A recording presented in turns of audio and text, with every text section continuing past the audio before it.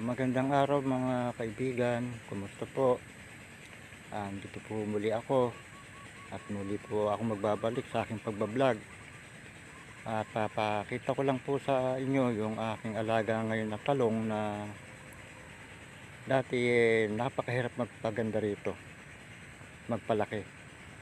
Pero nung gamitan ko siya ng Grover's Bet 1000 plus foliar fertilizer, naging iba yung takbo nung ano niya, paglaki. Bumilis ang paglaki niya at saka hindi pa po nakakaano yan, nakakatipid po tayo ng insecticide saka abono. Dati pag ganitong edad ng aking talong ay marami ng shoot borer at maging white flies, makita nyo wala, makinis dahil insect repellent po ang Grover's Bet. Kaya muli po akong nag vlog para ma-share sa inyo yung ginamit ko ngayon. Dati kasi natigil nga ako dahil laki ng import, tapos matatapat sa presyo, tapos mahirap ang palakihin yung mga tanim ko dito.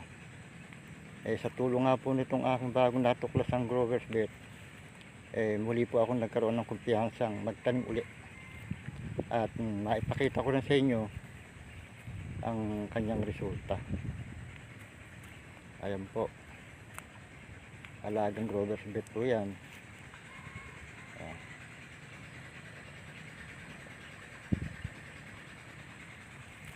Maraming salamat po at sa susunod po uli, papa-update po natin sa inyo kung ano naging resulta sa kanyang pagbubunga. Yun na lang po inaabangan natin, yung pagbubunga.